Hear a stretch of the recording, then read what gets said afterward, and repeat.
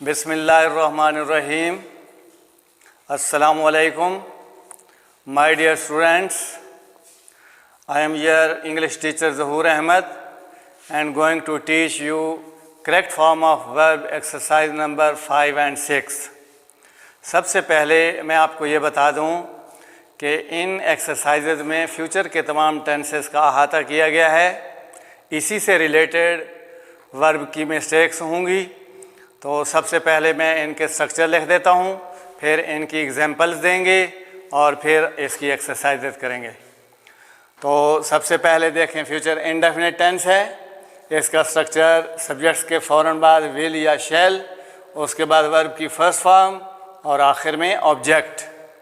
आपको बेटा ये मालूम है कि आई और वी के साथ हेल्पिंग वर्ब शैल लिखते हैं, बाकी तमाम सब्जेक्ट्स के साथ विल लिखते हैं। इसके बाद फ्यूचर कंटिन्यूअस टेंस है। इसका स्ट्रक्चर देखें, सब्जेक्ट्स के फ़ौरन बाद विल बी या शैल बी, उसके बाद वर्ब की फोर्थ फॉर्म जिसे आप आईएनजी वाली फॉर्म भी कहते हैं, और आखिर में object.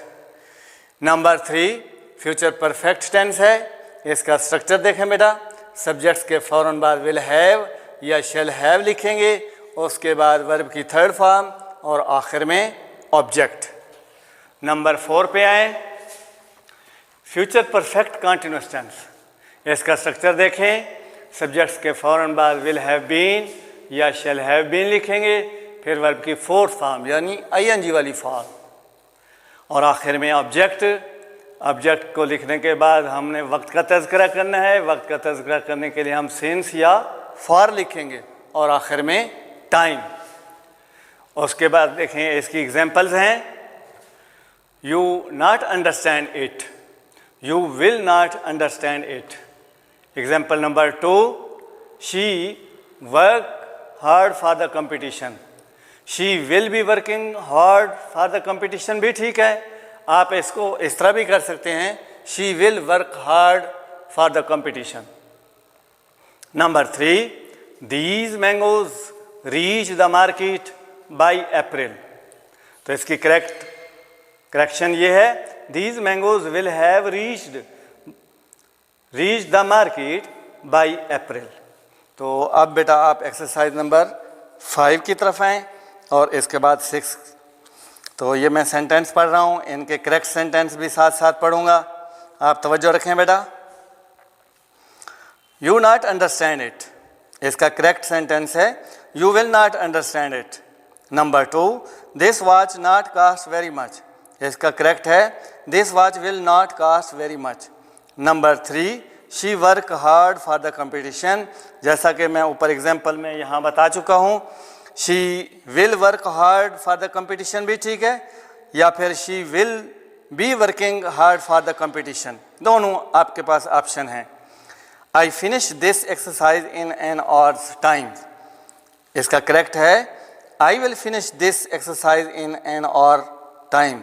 Number 5, I not have much money ever, इसका करेक्ट है I will not ever have much money. Number 6, what you do at 4, इसका करेक्ट है what will you do at 4। Number 7, they travel all night, इसका correct sentence they will travel all night. Number 8, I wait for you at the usual time, I will wait for you at the usual time. और number 9, she learn her lesson in French in the morning, she will learn her lesson in French in the morning.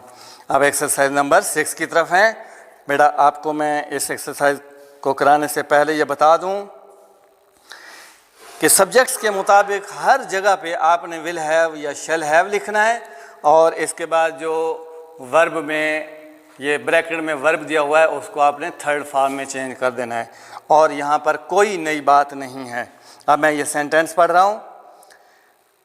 Number 1, she finish her work before the guest arrive, इसका correct sentence बनेगा she will have finished her work before the guest arrive.